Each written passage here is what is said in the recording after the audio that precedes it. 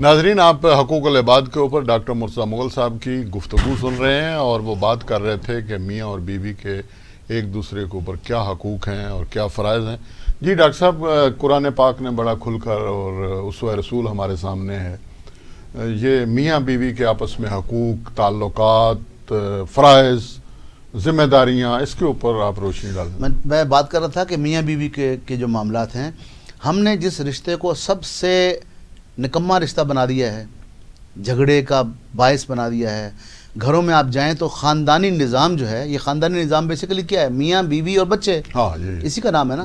اگر اس سے اوپر جائیں تو دادا دادی، لیکن وہ بھی تو ایک خاندان ہے نا۔ میرے والد کا ایک خاندان ہے، وہاں سے میرا ایک خاندان چھوٹا بنا ہے، وہاں سے میرے بچوں کو بنے گا۔ تو یہ خاندانی نظام ہے جس کو لے کر ہم نے چلنا ہے، اور جو پورے ملک اور پوری دنیا کے لیے اگر اچھا ہے تو خیر کا باعث ہے، اور اگر وہ برا ہے تو وہ بربادی کا باعث ہے۔ لیکن ہم جو آج کل، اور قرآن مجید کو پوچھیں تو وہ کہتا ہے الصلح خیر، میاں بیوی میں کوئی جھگڑا ہو جائے تو اس میں صلح ہی خیر ہے، صلح ہی کروا دینی چاہیے۔ سبحان اللہ۔ اور قرآن کہتا ہے میاں بیوی کے بارے میں، جیسے میں نے پہلے سیشن میں پڑھی کہ لتسکنوا الیہا، تم سکون حاصل کرتے ہو، ٹھیک ہے جی۔ پھر قرآن کہتا ہے کہ یعنی میاں بیوی کا رشتہ پرسکون رشتہ بنا دیتا ہے۔ ہاں جی، لباس ایک دوسرے کا قرار دیتا ہے، ٹھیک ہے جی۔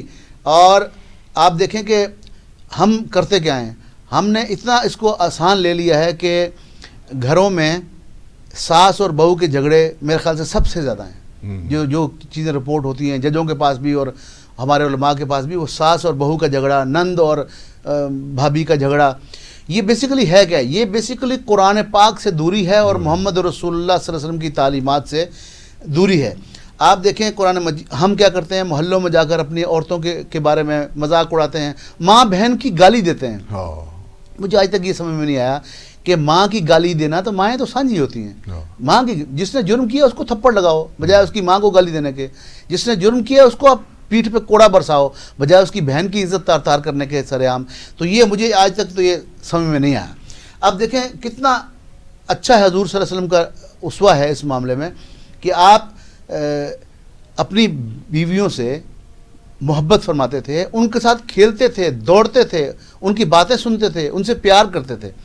اور اگر حقوق کی بات جائے تو مرد کی عزت، عورت کو اگر جائیں، عورت کی بات کریں تو اس کے ذمہ لازم ہے کہ وہ اپنے مرد کی، یعنی مرد کی نہیں، خاوند کی، جس کو اللہ نے اس پر ایک درجہ فوقیت دی ہے، وہ اس کی عزت اور آبرو کی حفاظت کرے۔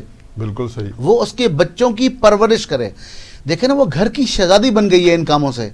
اگر میاں بھی یہ بات سمجھے اور اس کی ساس بھی یہ بات سمجھے کہ جیسے میں اپنے بچوں کے لیے جنت ہوں، ایسے ہی یہ اس کے بچوں کے لیے جنت ہے، ٹھیک ہے جی۔ وہ ہم نہیں سمجھتے۔ اور اس کے بچوں کی پرورش، ایک کنفیوز ذہن رکھنے والی ماں، ایک ڈپریشن میں گئی ہوئی ماں، ایک رشتوں سے ہر وقت کا لڑنا جھگڑنا، مرنا مرانا، رات دن صبح، ایک گھر میں آپ نے رہنا ہے، 24 گھنٹے رہنا ہے۔ مر تو پھر 8 گھنٹے 10 گھنٹے باہر جائے گا، اس نے تو وہیں رہنا ہے۔ اگر وہ پرسکون ماحول نہیں ہوگا تو انگزائٹی اور ڈپریشن پیدا ہوگا۔ اور آج میں بطور معالج جانتا ہوں کہ ہمارے ملک میں 50 55 60% عورتیں ڈپریشن کا شکار ہیں۔ ہم ان کو پیٹ کے درد کی دوا دے رہے ہوتے ہیں، ہم ان کو دائیں بائیں کی دوائیں دے رہے ہوتے ہیں، لیکن ان کا اصل مرض جو ہے وہ ڈپریشن اور انگزائٹی ہے۔ تو اس کا شکار عورت اپنے بچوں کی پرورش اچھی کیسے کر سکتی ہے؟ تو خدا کا واسطہ ہے ان ساسوں کو بھی، ان سسرز کو بھی، اور ان نندوں کو بھی، اور ان بیویوں کو بھی کہ ایک دوسرے کے متعلق قرآن کو حکم مان لیں۔ قرآن ڈاکٹر صاحب، ایک بڑا سماجی مسئلہ پیدا ہو، آپ نے یہ بڑی ایک ڈیلیکیٹ قسم کی ڈسکشن جو ہے وہ شروع ہو جائے گی، لیکن بڑا ضروری ہے کہ خامن جو ہے وہ بیچ میں آ کر کھڑا ہو جاتا ہے، پھنس جاتا ہے۔ ادھر ماں باپ کا حکم ہے، ادھر بیوی کے حقوق کے تقاضے ہیں، اسے سمجھ نہیں آتی۔ وہ کہتا ہے نہیں جی، قرآن نے اور اسلام نے تو کہا ہے کہ ہر حال میں آپ نے والدین کی بات یا ماں کی بات ماننی ہے، بیوی تو سیکنڈ پرائرٹی پہ آتی ہے۔ اور اچھا، وہ پھر بیوی کہتی ہے اب میرا کون ہے؟ اس کے اوپر کیا قرآنی تعلیمات کی روشنی میں آپ کی رائے کیا ہے سر؟ دیکھیں، قرآن تعلیمات کی روشنی میں تو یہ رائے ہے کہ ماں باپ سے، آگے میں جس کو پیش کروں گا ماں باپ کی، اس میں کہ آپ اف نہیں کر سکتے، آپ جھڑک نہیں سکتے ماں باپ کو، لیکن فیصلہ وہی کریں گے جو میرا رب چاہے گا۔ اچھا، اس ماں باپ کا بھی تو کوئی اوپر ہے کہ نہیں؟ تو قرآن تو یہ کہتا ہے کہ جو تم فیصلہ کرو گے، جو حکم بناؤ گے، جو فیصلہ کن طاقت ہوگی، جو فرقان ہوگا، جو میزان ہوگا، لتحکم بین الناس بالعدل، قرآن تو عدل کا، انصاف کا، قسط کی بات کرتا ہے. تو آپ نے اپنے ماں باپ سے بدتمیزی نہیں کرنی، ایسی بات نہیں کرنی جس میں ایسی اسمیل آتی ہو کہ آپ ان کو جھڑکنے کے انداز میں یا ٹوکنے کے انداز، نہیں، ان سے آپ ہمیشہ پیار سے بات کریں گے، لیکن جو فیصلہ کریں گے وہ عدل پہ ہوگا. وہ جو بیوی کے قرآن نے حقوق بتائے ہیں، جو بتائیں ان کو سامنے رکھ کے کریں گے، لیکن ماں باپ سے بدتمیزی نہیں کریں گے. ٹھیک. اب دیکھیں نا، میں عرض کر رہا تھا کہ بچوں کی پرورش، بعض بیویاں جو ہیں وہ خامد کو مجبور کر رہی ہوتی ہیں کہ آپ چھوڑیں ماں باپ کو اور میری اور آپ کی زندگی ہے. اب دونوں طرف سے جو ہے نا، دونوں طرف ہے آگ برابر لگی ہوئی. اصل مسئلہ کیا ہے؟ ہمارے قرآن پاک سے دوری ہے، رسول اللہ کی تعلیمات سے دوری ہے. اگر اس پہ ہم رہیں تو دیکھو نا، قرآن اور رسول صلی اللہ علیہ وسلم فرماتے ہیں، جہاں اتنی عزت دیتے ہیں عورت کو، تو عورت کے ذمے کچھ فرض لگا رہے ہیں. وہ یہ لگا رہے ہیں کہ عورت اپنے مرد کی عزت اور آبرو کی حفاظت کرے. اس کو ذرا پھیلاتے چلے جائیں تو کہاں تک جاتی ہے. اس کے مال کی حفاظت کرے، اس کے بچوں کی صحیح نشو و نما کرے، ان کی تربیت کرے، پردہ داری کرے، عیبوں کی رکھوالی ہو، قانتین کہا ہے، قانتین ہوں، اور بے حیائی کرنے کے بجائے اپنے مرد کے لیے اس کی عزت کا باعث بنے، اس کو اچھے مشورے دے، اس کے لیے سجے سورے، اس کے لیے بنے سورے. ٹھیک ہے نا؟ لیکن وہ مرد مشورہ وہ سمجھتے ہیں نا عورت ناقص العقل ہے، مشورہ مانتے ہیں. سر عورت ناقص العقل، اماں عائشہ ہماری جو اماں تھیں وہ عالمہ تھیں بہت بڑی، اور اس دنیا میں کتنی ہی عورتوں کے آپ نام لے لیں جہاں اللہ پاک ان کی ایسی تعریفیں فرماتا ہے. عقل تو اللہ کی دین ہے نا جی، وہ مرد کو ملے عورت کو ملے، اس میں کون سی بات ہے. ام حبیبہ، ام سلمہ غالباً حضور کے ساتھ تھی صلح حدیبیہ پر، تو حضور نے ان کو صحابہ کو کہا کہ اپنے احرام اتار دو کیونکہ ہم نے آگے نہیں جانا، اللہ کا حکم آ گیا، بس ٹھیک ہے. تو صحابہ اس بات پہ اڑے ہوئے تھے کہ یا رسول اللہ، آپ اللہ کے رسول ہیں، آپ نے عمرہ کرنے کا خواب دیکھا ہے، آپ کا خواب سچا ہے، ہم وہاں جائیں گے، ہم عمرہ کریں گے پھر اتاریں گے، ہم کوئی ان سے ڈرنے والے ہیں؟ لیکن ان کا جذبہ بالکل ٹھیک تھا، نہیں بات مان رہے تھے پیار سے. حضور پریشان ہو کے کمرے میں حجرے میں گئے، ام سلمہ سے کہا کہ یہ مسئلہ ہے. تو آپ نے، ام سلمہ نے مشورہ دیا، اب یہ میں آپ نہیں ہیں، ہماری ماں ہے اور سامنے اللہ کا رسول ہے. تو انہوں نے مشورہ دیا کہ آپ باہر جائیے، آپ اپنے بال ترشوا لیجئے، اپنا جانور ذبح کر دیجئے، انشاءاللہ یہ سارے ذبح کر دیں گے. تو وہی ہوا، آپ باہر گئے، آپ نے اپنا جانور ذبح کیا، سب نے جانور ذبح کر دی. تو یہ مشورہ کس نے دیا؟ اللہ کے رسول کو ان کی بیوی نے دیا. وہ بیوی کون تھی؟ کہ عورتیں تھی نا. تو حضور جو خواتین کے بارے میں بات کرتے ہیں کہ اپنے خیرکم خیرکم لاہلی، تم میں سے بہترین وہ ہے جو اپنے اہل و عیال سے بہترین ہو، اور کہا وانا خیر من اہلی، میں اپنے گھر والوں سے بہت اچھا برتاؤ کرتا ہوں. تو یہ یہاں ہمارے یہاں تو عورتیں اتنا خیال کرتی ہیں مردوں کا کہ اپنا نام چینج کر دیتی ہیں. یہ ایک بڑا مسئلہ ہے جی کہ شادی ہوتی ہے بچی کی جی، وہ ہے اس کا نام جو ہے وہ ایک جو سکول میں لکھا جاتا ہے جی وہی ہوتا ہے، لیکن جب شادی ہوتی ہے تو وہ سمجھتے ہیں مرد اور بیوی میں محبت کا تقاضا یہ ہے کہ وہ اپنا نام کے ساتھ اب خامند کا نام لگا دے گی، وہ پھر ڈاکومنٹس چینج کرنے پڑتے ہیں.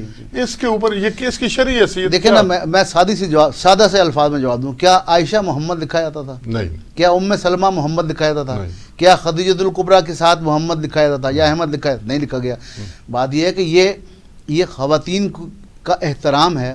خواتین کو میں اسی وجہ سے عزت دیتا ہوں کہ وہ اپنا نام تک دوسرے والد کا نام ہٹا کے جو ان کا نام تھا آگے اپنے خاوند، یعنی وہ اپنی کوئی محبت میں تو کرتی ہیں، لیکن اسلام میں اس کا کوئی ایسا تقاضا نہیں ہے کہ وہ ایسے کریں.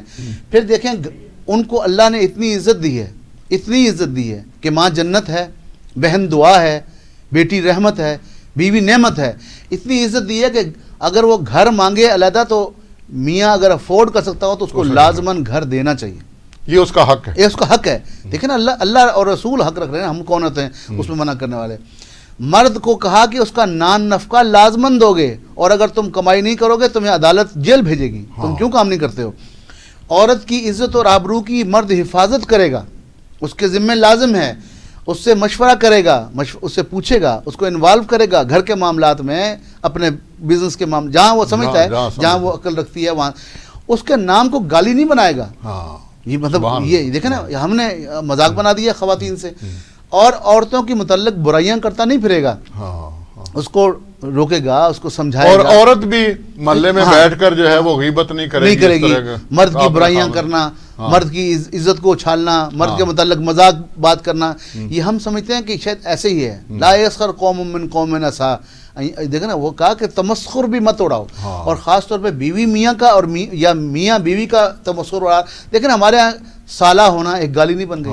جو آپ کو دیکھیں ڈرامے شرامے تو ایسے سالے کو بولتے ہیں جیسے پتہ نہیں کوئی اجنبی مخلوق ہے، خدا خبر کیا کریکٹر بنا دیا. تو دیکھیں یہاں تک دیکھیں کہ ہمارے دین نے بیوی کو، عورت کو نہیں، بیوی کو اپنے ساس سسر کی خدمت کا مکلف نہیں کیا. جیسے ہمیں نفل نماز پڑھنے کا مکلف نہیں کیا، لیکن جو پڑھتا ہے حضور کی محبت، اللہ کا قرب حاصل ہوتا ہے. تو اگر وہ اس کے باوجود کہ مکلف نہیں کیا وہ اپنے ساس سسر کی خدمت کرتی ہے تو اللہ کے نزدیک درجات پائے گی، اس کا ثواب الگ اپنے ثواب ملے گا. اللہ کے نزدیک، اپنے میاں کے نزدیک اس کی عزت بڑھے گی. اور میں یوں کہتا ہوں وہ ماں باپ اور عورتوں اپنی بیویوں کے بارے میں یہی جھگڑے ہوتے ہیں نا، ہر گھر میں چل رہا ہوتا ہے کہ وہ ماں کہے گی تو میرا بیٹا ہے، اس کو تھریٹ فیل ہوتا ہے کہ نئی عورت آئی ہے.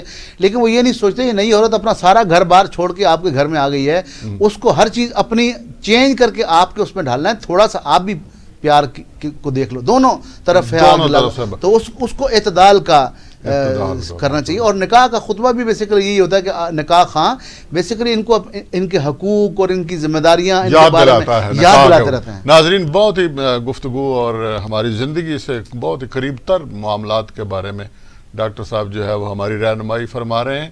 ملتے ہیں ایک بریک کے بعد.